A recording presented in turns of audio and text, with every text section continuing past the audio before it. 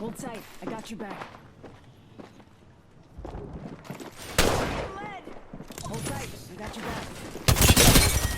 Reloading. How did I get here? Hey, what's going on, Champ Squad? My name is Vinsanity if you guys are new, and welcome back to another Apex Legends video. So today, I'm going to be doing a gameplay breakdown video where I go through a recent gameplay I got, discuss what's going through my mind, and why I make certain decisions in certain situations. The goal of this sort of video is to help you guys make better decisions and improve your overall in-game IQ in Apex Legends.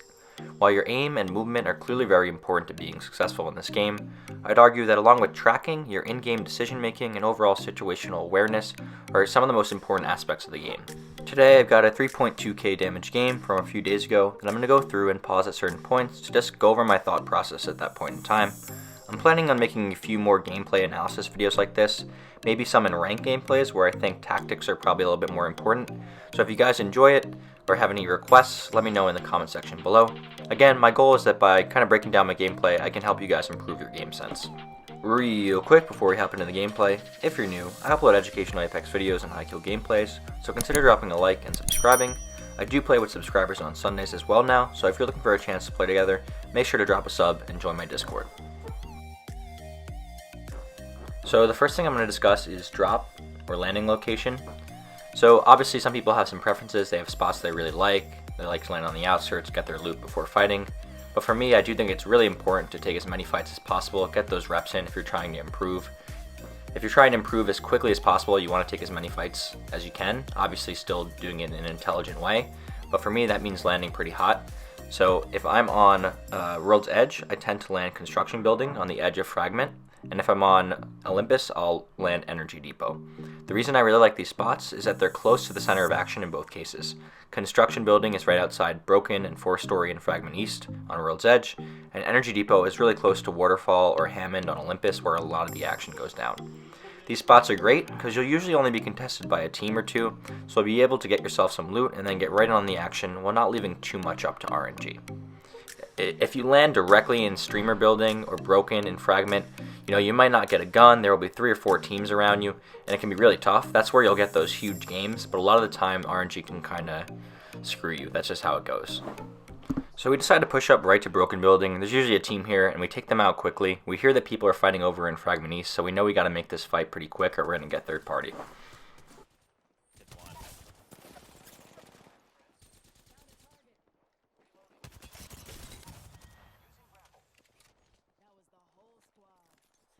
Oh no.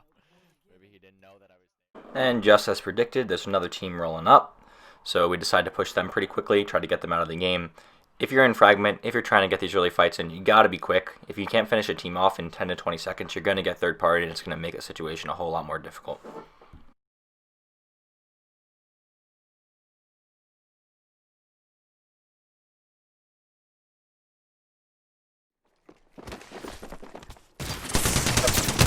He jumps, he fell. Damn, I wish we saved that zip.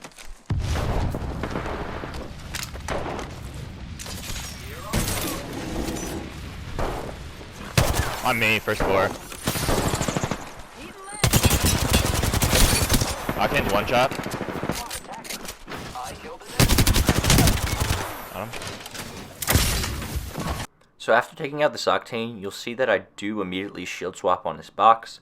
Even if your shield is further evolved and closer to the next level Evo than one in Death Box, I definitely recommend shield swapping in a situation where you're not sure if there's enemies nearby.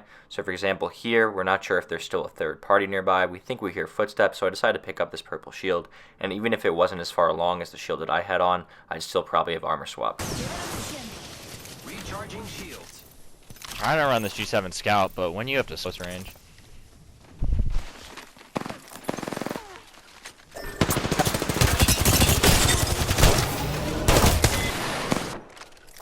Whole squad taken out. Charger on it, and I was like, whoa, wait, what? They're pushing up. I'm getting roof. Oh, they did their Horizon bullshit. God, do I hate that. He's got blue though.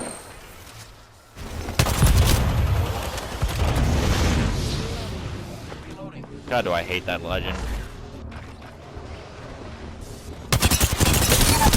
Q Horizon. What's up?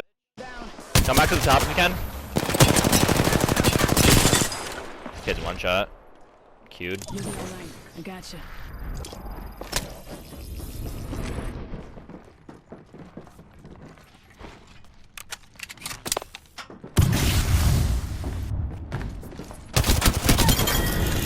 Alright, so in this particular fight, I knew that I had the Wraith pretty weak here. I think he had about 50 health. So I tried to bait him up by faking the res. This is always a pretty good technique because it puts the opponent in a tough position where they have to decide whether to push with very little health or risk, me getting my teammate up and making it a 1v2. The reason I did stop the res, even though I was so close, is because I heard the Wraith coming up the steps and I didn't hear her get any heals off, so I knew she was still weak, so I decided to just chase her down and finish off the kill. There, bitch. He's still to the left.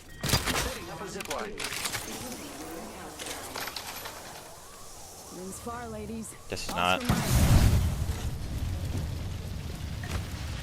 Coming. A little bit behind you though. Reloading. You'll be alright. I gotcha. That was the whole squad. So in this engagement, my teammate actually broke one of the enemies and hit them for a lot, so we decided to just full send on them using some zips. In pubs, you can usually get away with playing a little carelessly like this, but it probably wasn't the best move if they ended up being a better team, but it ended up working out in this particular situation.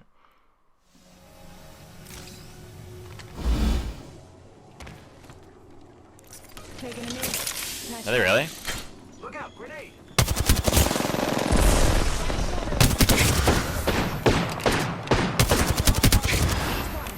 Double timing it. Wow.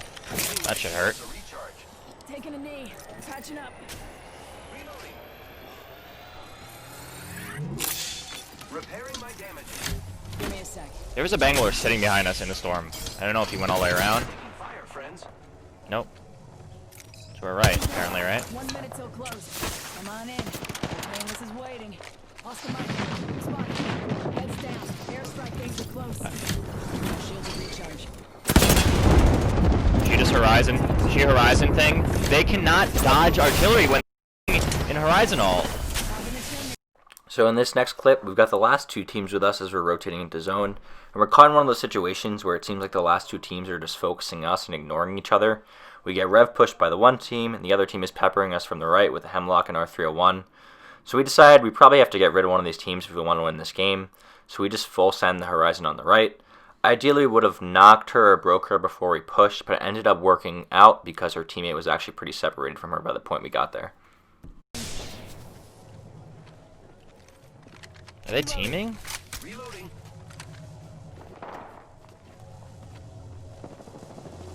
Let's just go to the right. Far. Half of one. Right here. 120 on him. Good job. Good job. The other kids are fighting right here. Spotted. Not too far from range. Oscar Mike. I'm taking a bat. Give me a sec. Give me a sec. Fire, friends. Wingman.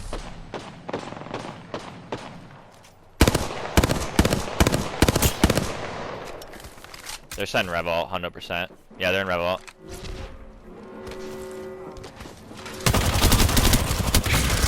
We are all One out. outside the ring.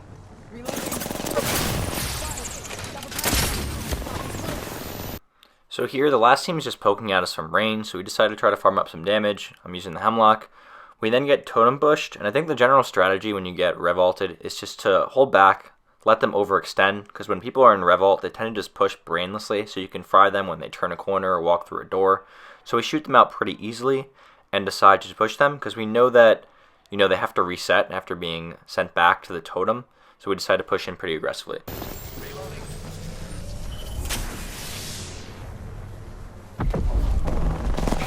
Fire, friends.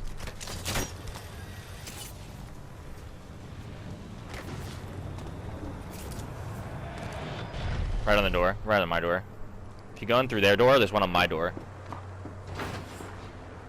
Notice that up against this Wraith, I decide to hip fire. I do recommend that when you're in close quarters, you hip fire like this, because your strafe is actually so much faster when you're hip firing, so you're just a lot harder to hit.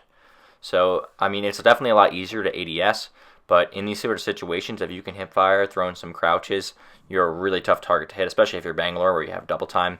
But we can pretty easily take out these last team and get the dub. Down to target. Double timing it. Abilities are silent. Another one. Dropping like flies.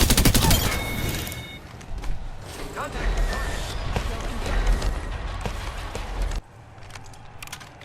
Go ahead, bro. Get it off. Recharging shields. So that's going to wrap it up for today's vid. I hope this sort of gameplay analysis video helps some of you guys. It was just a pub, so to be honest, there wasn't too much tactics or anything. I think this type of video might be more helpful for ranked, especially in a D3 lobby, so that might be coming in the near future, and I'll catch you in the next one. Peace. Yeah, bro, getting warmed up.